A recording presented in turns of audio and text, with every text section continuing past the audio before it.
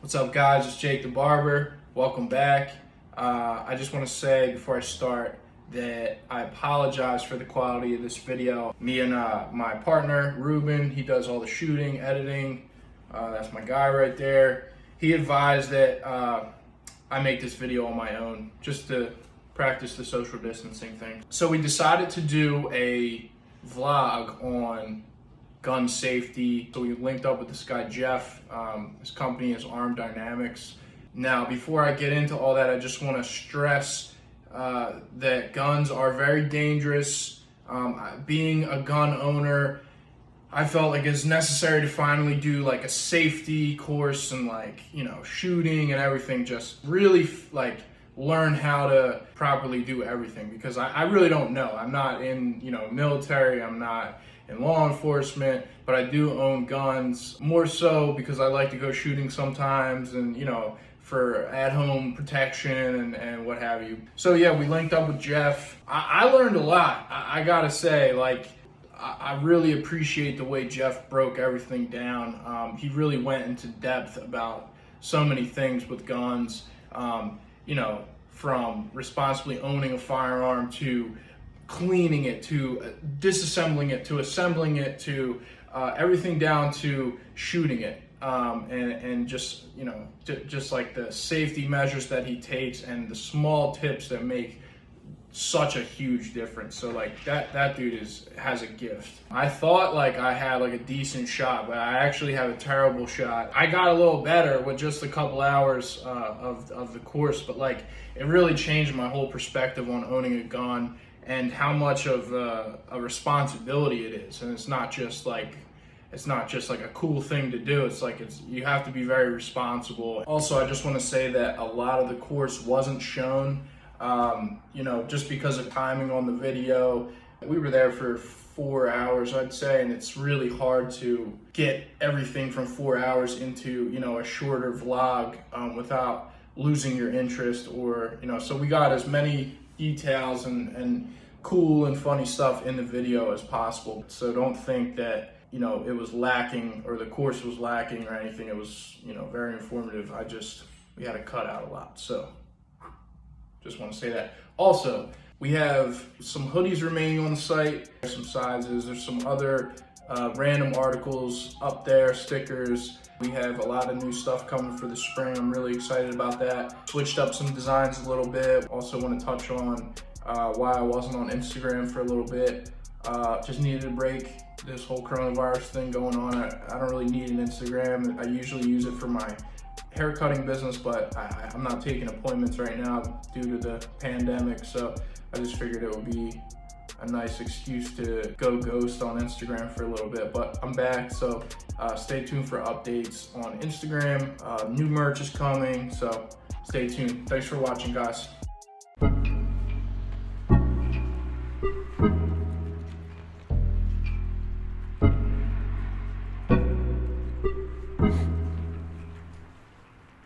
What's up, man? Jake? How you doing, Jake? Jeff Bloovman. Nice to meet you, brother. Welcome. My company is Armed Dynamics. Armed Dynamics specializes in teaching people how to use pistol, rifle, shotgun for personal protection. Jake came to me with a little bit of prior experience, and I wanted to give him universal safe gun handling rules, as well as get him kind of dialed in and more in touch with what's going on with the pistol, how to properly run it, and show him that the basis and the foundation that we are building here should have as many commonalities as possible between weapon systems and fighting styles. Anyone that I've ever trained, their first lesson includes universal safe gun handling. The first universal safe gun handling rule, go ahead and read it out loud, please. I will always abide by the universal safe gun handling rules. Please initial. I will treat all guns as if they are always loaded. I will treat all guns as if they are always loaded. We're not smart enough creatures to have a set of loaded gun rules and unloaded gun rules. Treat all guns as if they're always loaded. In my opinion, the best way to do that is just to keep them loaded. You'll notice, though, that there are times when we do unload the guns, but we're still going to treat them like they're loaded. So what I'm going to introduce to you is what's called a high register position. Okay. So this ejection port right here, okay, and the reason that it's an ejection port is because it's a port being a hole, and things eject out of it. Right? That's where I'm going to have a hard register. That's what she said. So I don't want to show you something that works with a pistol that doesn't work with a rifle or a shotgun. So if I had this AR, high and away still works here, okay? Interestingly, if I ran my finger straight, like on the frame, which some people are taught, where is that actually indexed? Right on the magazine release. And I've seen very high-level practitioners, by no fault of their own really, because they were trained to do this, and this is what I would call a training scar. They'll run their finger on the magazine release, they shoulder or mount the gun, and as they start to press back the trigger, the magazine dumps out. And there are many more muzzle aversion techniques, but these two will get you around most instances and issues that you're going to have in the real world and real live environment, okay? So here we go. So the first thing I got is indexed on threat. So I'm in my good fighting stance, bang, bang, bang, bang, bang, bang. I'm done shooting. First one is a muzzle up orientation. So what I'm going to do with this is I'm going to bring my elbow into my rib cage and I'm going to bring the gun directly up in front of my face. Notice I have a high register position of that ejection port with my index finger. People are like, well, what about when the barrel gets hot?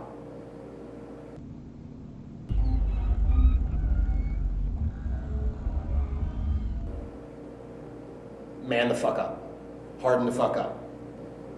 Okay? If you need to keep your finger off the hood of that barrel, then fine. Then come just to that little area of the ejection port forward of that. I don't care, but I want a hard register position and something that gives you tactile feedback. This is where I'm going to do all my loading, my unloading, my malfunction clearing, etc. Okay? It's directly up in front of my face. Wherever this gun goes, my head's going to go. I guarantee it. Some people will come down here, so they run out of ammunition, they come to the kind of the belt line because it's closer to the magazine when they reload. What's the problem with this? The muzzle's pointing at... Good, and what else? I'm not sure. Look at where my head is.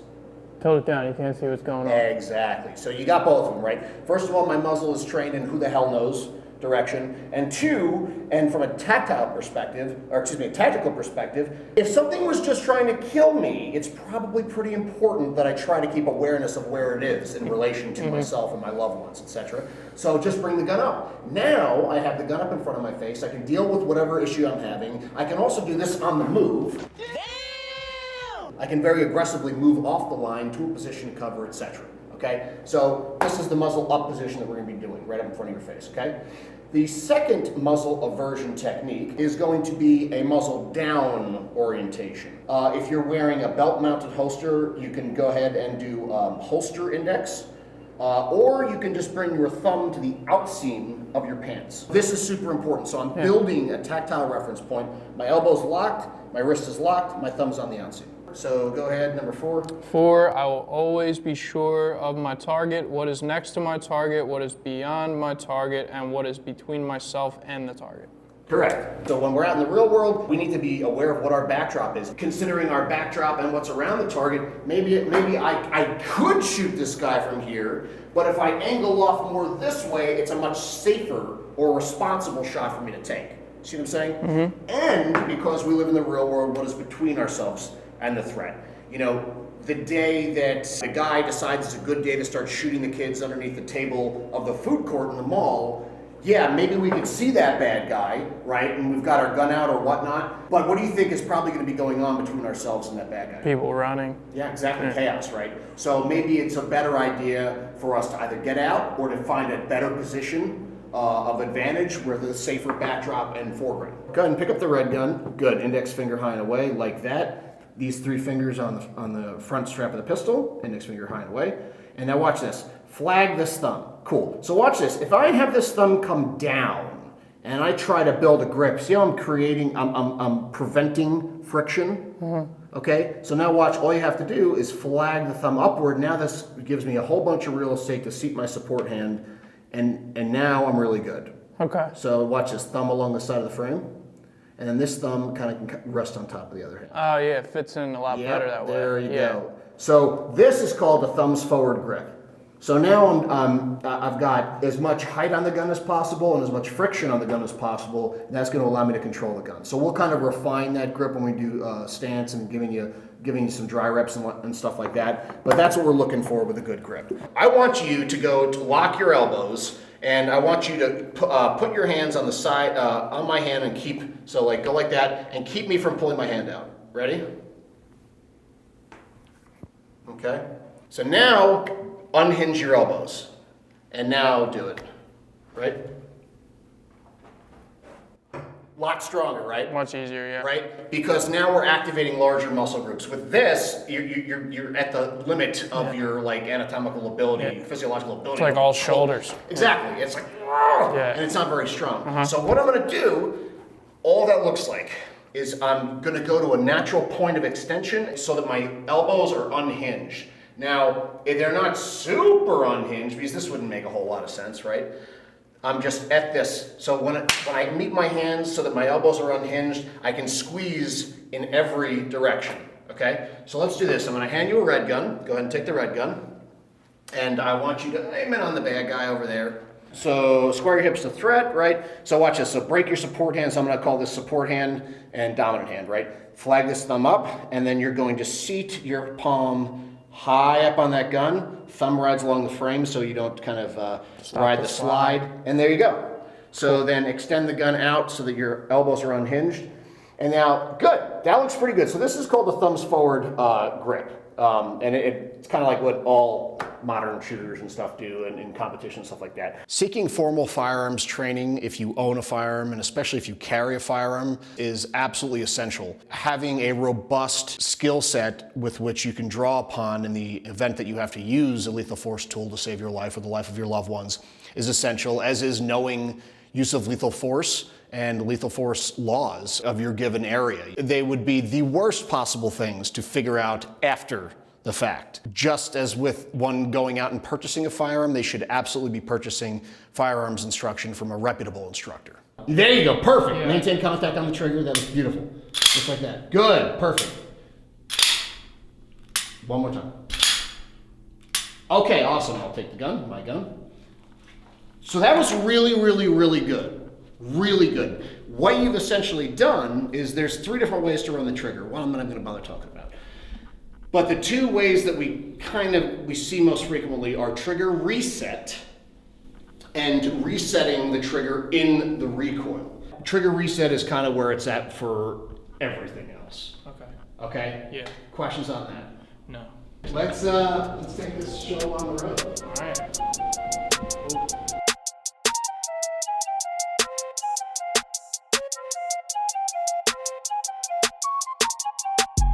All right, so come on up here. So a couple things. One, this is the medic kit, okay, for trauma. So there's some hemostatic clotting gauze in there, some Celox that we can stuff the wound with to get occlusion of the artery, as well as a tourniquet and some trauma sheets, okay? But I don't want to have to use that, so we'll keep, being responsible with our gun handling. So these are 3 magazines for you to use. This is one that I'm going to use if I need to demo with the pistol, which I may do. If you think about anatomical shot placement as this, we want to hit either the heart, the pump of the body, or the brain, okay? So this is like a timer, this is like a switch. So where that is located is center line of the body, and if you take a line and draw it from armpit to armpit, it sits right here, okay? So this is too low, and this should really be our aiming point. You can see that there's a difference there, right? So high thoracic hits is where I want you to be aiming. I'm going to make a couple more little things to shoot at. Questions on that? Okay. So we'll start at reasonably close distance. Right about there. My index finger is high and away. I bring my elbow into my rib cage like I showed before. I got that muzzle orientation up. Let's get you loaded up here. I'll help you. Here's 15 rounds. So my goal is to get you some positive reps on the pistol. Then we'll shoot a little bit of rifle. I'll talk about kind of how things remain the same and what things change, and also safety selector use and stuff like that. And then get you a couple rounds with the shotgun. I brought some very stout 1,610 feet per second slugs that you'll know you're shooting them. But I'll show you how technique can really aid in them not being as punishing as they could be. Go ahead and pick up the gun. Elbow to the rib cage, muzzle oriented up. There you go. Okay? And when you're ready, get in your fighting stance. Hips square to target. Nose over your front toes. Weight over into the ball of your front foot. Extend out and unhinge the elbows. And when you're ready, Grip nice and tightly, and I want you to shoot the circle 4 times. Good.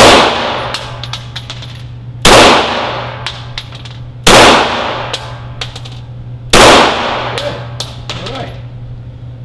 Okay, try it again. Right in the circle? Mm-hmm. Or go to the triangle where the eyes are. So keep your finger on the trigger during the shooting cycle, okay? Dot and gentle pressure. Okay. Okay. And pause. You go ahead and put the gun down for a second. What happens is when this muzzle rises in recoil, look what happens to the front strap of the pistol, specifically this pinky area. See how it goes forward? I'm gonna shoot from out of posture into good posture, okay? I'll shoot at the cue. So watch this. So I'm really loose on the gun. I'm on my heels. See how my alignment is? My head over my hips over my heel. And now watch, I'm gonna stop the gun at the apex. So the highest point of travel. It's a lot of recoil, right? See how much my muzzle is rising? So now, I'm just gonna grip it a little harder. I'm not gonna change anything else. A lot less, right? So now, I'm gonna get my weight oriented in the ball of my front foot, my nose over my toes. I'm gonna curl my toes in. A lot less, right? Now, I'm gonna pull into that pinky, and you should barely see the muzzle rise. Damn! Holy cow. Wow. That's crazy. Applying good pressure into that pinky with your support hand. And then Try to go for get the over it. box. Okay, the box. Get a little higher up there on that grip tank. Alright. All right, when you're ready, give me 5 rounds. Gentle pressure on the trigger, pressure, pressure, pressure on the sights, pressure on the sights, pressure, pressure, pressure. Keep going, press on the trigger, press on the trigger, press on the trigger. Keep going. Okay, better, good. Pressure on the trigger. Incremental pressure on the trigger. Incremental pressure on the trigger. Okay, not bad, a little better. So I want you to take a half step over to your left, please. So check this out. So I'm gonna have you aim in, both hands, everything, and I'm gonna have you place your finger on the trigger, then I'm gonna work your trigger, because I want you to feel what a good trigger press feels like. So it's less a yank, and more I'm just bringing it back to that wall. Bringing it back to that wall, okay? So go ahead and pick up gun. So I'll go for the triangle. Okay, so get everything aligned. Good, good athletic fighting stance. And when you're ready,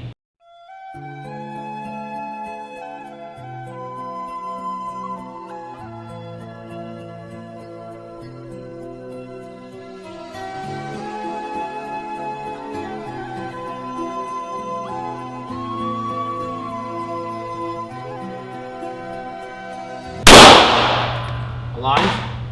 Are you aligned? Uh-huh. Are you aligned? Uh-huh. So, what this is a press on the trigger, you know? Honestly, we could smack the shit out of the trigger if we are strong enough that we're keeping the gun from moving anywhere. It's just a lot of times people give up on the gun. People will get very soft on the gun, and when they press the trigger, they do this. This is very common. So you're like aligning the sights, aligning the dot, whatever.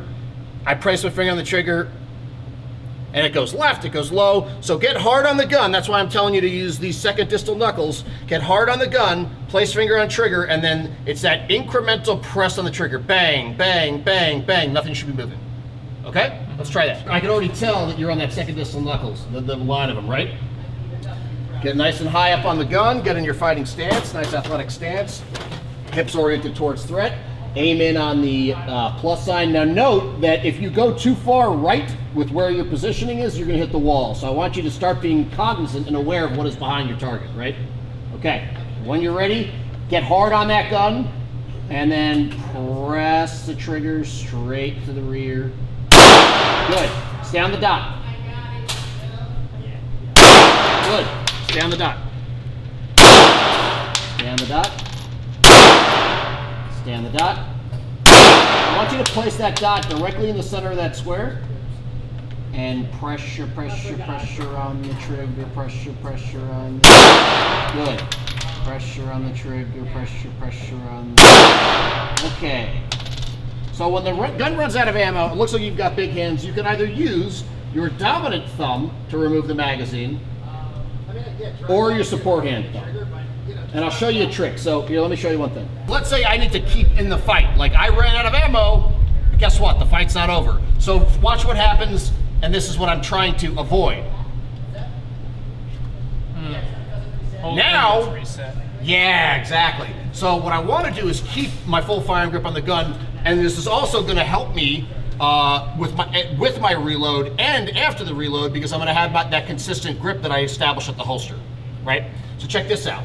Instead of doing that, you have a couple different options. One, you could use your thumb, but I can barely reach there. Or two, you can use your support hand thumb to strip it. Or you can use this area of your index finger, which is already built on the underside of that trigger guard, and watch this. I pull the magazine, and then watch, it springs back into my hand. That's what I really like to do. So I'm here, I pull it in, it springs back, and I'm reloaded, and I'm ready to go. So this is an Osprey from Silencer Co. Their 9mm silencer is available for rent here at Philadelphia Archery and Gun. So I have some rounds, so I'm gonna kind of do it. These are the biggest sights I've ever seen. Never really shot this can either.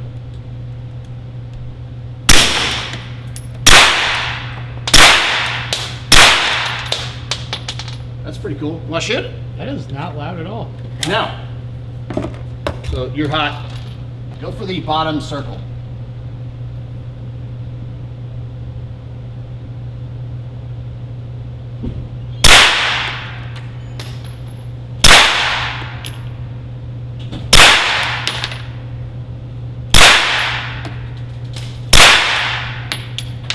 Cool, right? That's different. Yeah, that's crazy. It makes a pretty cool. Yeah. It's not quite like in the movies, but it's very cool. Well, there's two different sounds that happen when you fire a gun. There's the gases that are expanding at the muzzle, and then there's the supersonic crack of the bullet once it hits 1,000 feet per second at sea level. So that causes a sonic crack, sonic boom, right? So what the suppressor does is it mitigates the gases expanding out of the muzzle. However, the ammo that I'm firing is like I think 1,190 or something feet per second, so it's going to still have that sonic crack. So if you have something that's subsonic, i.e. below 1,000 feet per second, it's spooky quiet. Yeah. That's when you hear like just the shell case. Kind of neat. That's kind of scary. So Modern Outfitters MC6, really nice AR-15. Some of the things to be aware of. One, the charging handle. So I can use this to load and unload the rifle. The safety selector. This is on safe. This is off safe, ready to fire. The bolt hold open. In order for me to hold the bolt open, one, it'll happen automatically with an empty magazine after the last round is fired. It holds open, so that way you know that you're ready to reload. But also, I can use it to hold the bolt open manually by bringing my support hand straight down the fore end and indexing it on the front of the mag well, pressing it in, pulling back, and then chopping it forward. And now I've got the bolt back. Okay, and the magazine release trigger.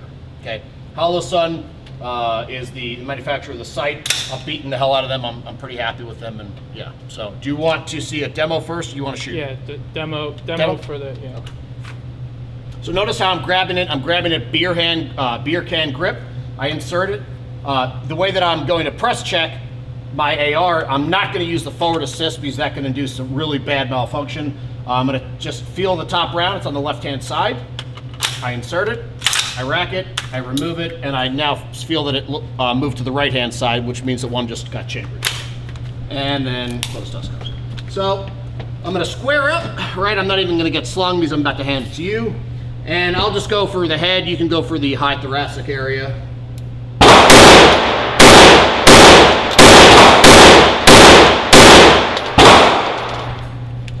unload my finger, index it on the magazine release. But now, what do I have left? Around in the...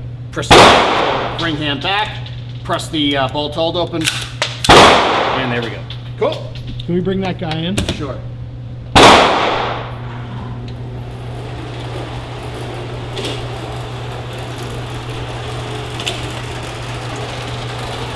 He did. Yeah, that would be a bad day. So just like you did before, yeah, you're actually already doing it. Is remember how I said bring your elbow to your rib cage? Well, when you bring your elbow to your rib cage with this, your forearm is gonna bring the stock of the rifle in. See how much control you have of that? Otherwise, if you break that away, just like kind of remove your hand, feel how it's all like wobbly because your wrist isn't very strong, you know. So, but when I pin that rifle, now I got a lot of control. Okay. When you're ready, insert magazine, and then when you're ready, press trigger.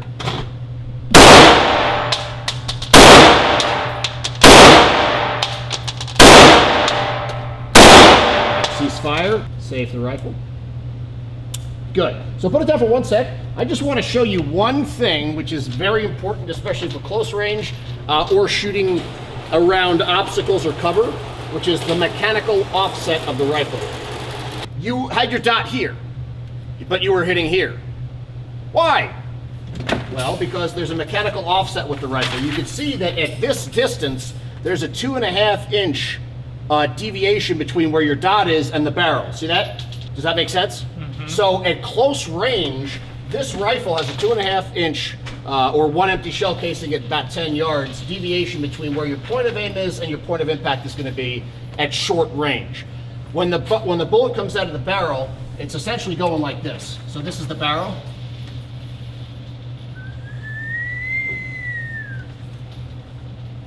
I like the whistling. And your sight is looking here. That's a horrible picture. I don't really care.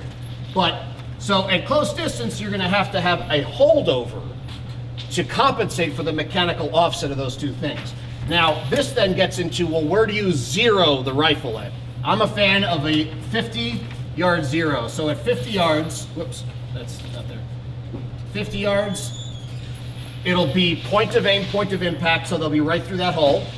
And it'll correspond again at 200, roughly 200, okay? So this gives you a very versatile rifle that at 100 yards, you're like 1.5 inches above. So if I just place my dot right here and start shooting anywhere 200 yards and in, I'm gonna get in the high thoracic area, understand? Mm-hmm. So this is called a zero. This is called a trajectory, and this is where I'm zeroing. So at close range, what I did to get my rounds right through the center of the ocular cavity, nasal cavity, that triangle, was my dot was actually here. So let's try it again with some rounds, but this time, rather than having your dot there, I want you to have it about right there. Understand? You're kind of getting into ballistics and trajectories and shit like that, but honestly, the big deal about this too, to understand, is if this is my cover, right, and I'm coming from the side of cover, right now I can see my sight. What am I not clearing though? The muzzle. Exactly. So hip squared, when you're ready, defeat, good. Good adjustment, roll the shoulder up to meet it. And now think about that mechanical offset at this distance. So you're gonna have to defeat your safety, and then whenever you're ready,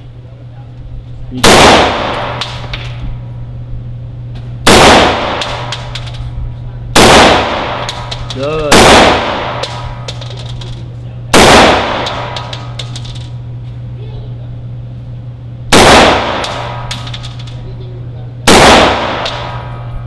Good job. You want to see?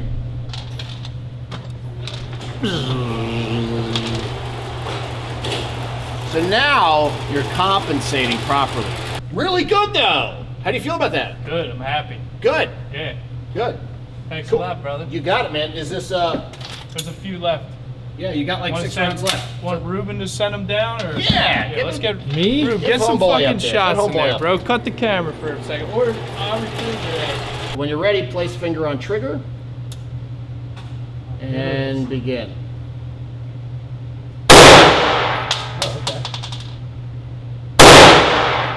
Now you know I'm about to go out in these motherfucking streets, baby. Yeah.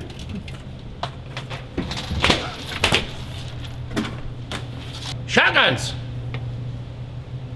Just felt the need to yell that. Because... Shotgun!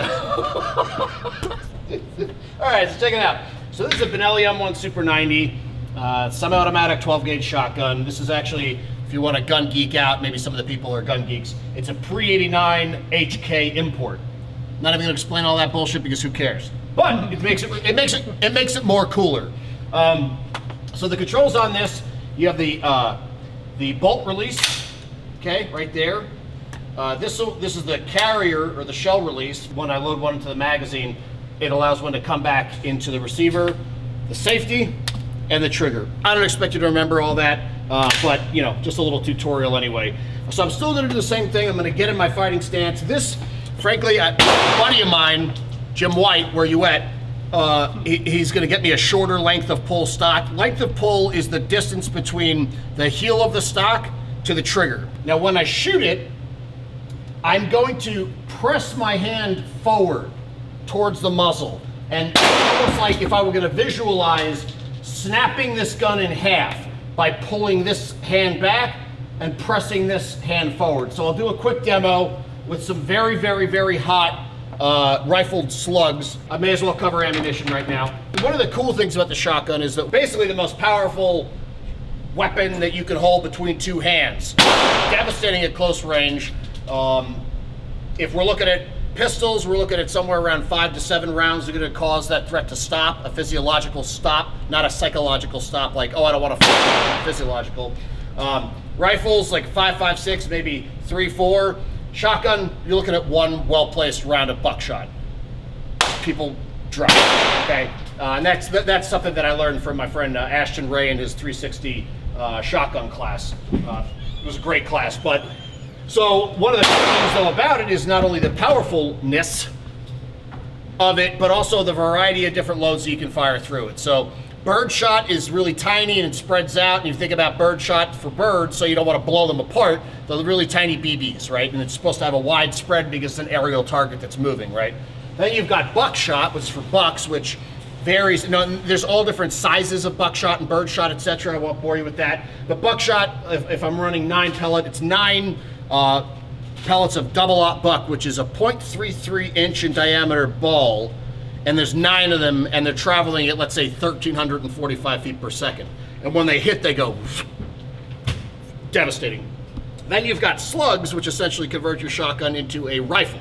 So it's a single projectile, which is designed to be used, amongst other things, at a distance. Because whereas, if you think about eventually buckshot or birdshot, but we're not going to fire birdshot at people anyway, they eventually go like this, right? So it's like a donut, a cone. The slug, being a single projectile, allows me to have more precise pinpoint accuracy at distance and be accountable for what I'm firing, okay? First, I'm gonna just kind of pull the gun back into my shoulder, and you're gonna see how much the muzzle rises. You're also gonna notice 2 holes going down range. One is gonna be the slug, which is the projectile, and the other thing is gonna be the wad, which is just plastic that kind of allows it to go down the bore. And so that's kind of gonna, at a certain distance, that falls off, and it wouldn't even break skin at a certain distance, but at close range, it'll definitely break skin. But that's not doesn't offer you a tactical advantage, okay? So watch what happens when I allow the gun to carry me by pulling it in. I'm gonna pull it into my shoulder.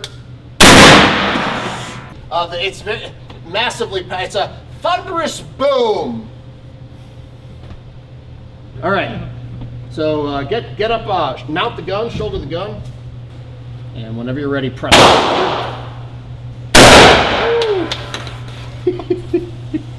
Oh shit. Yep. So press forward. Better. Good. And you got one more round.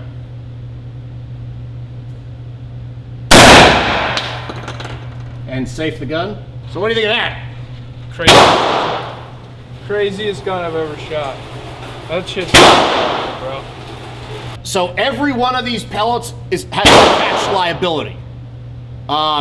There's a good argument for flight control, and it's devastating. It's also plated. I can really geek out. Let me get you firing a slug, and then we'll wrap. But that's what I have as my home defense. A rifled slug, a federal rifled slug, so it's loaded to 1,610 feet per second. and you're gonna fire it. Have fun. Go ahead. Shoot him in the chest.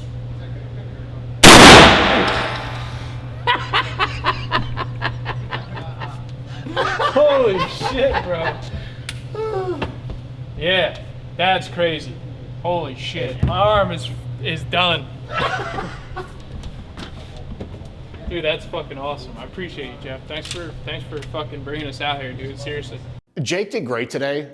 He came in with an absolutely open mind, you know, and a willingness to learn, which is the only things that I need in order to be an instructor and hopefully be successful are those two things. Now, if somebody walks in with an open mind and a willingness to learn and they're unable to perform, then that is more a reflection on my teaching and less about their progress as a student. So I think he did great. I was clearly excited about learning how to use these different firearms and stuff like that, asked appropriate questions, and yeah, I think had a couple probably light bulb moments that make teaching super fun. So I had a blast. I really enjoyed today. Yeah, man. Appreciate you, brother. My pleasure, It was man. awesome, man. It was Thanks really a lot. fun. Thanks Yeah. for coming out and Yeah. getting some training. Definitely, bro. Thanks a lot. Cool, you got All right, it. brother. The only problem with that was I couldn't get through the door. No, it worked. Thanks, Eddie. Thanks, guys. Bye, everybody. See you. Hey.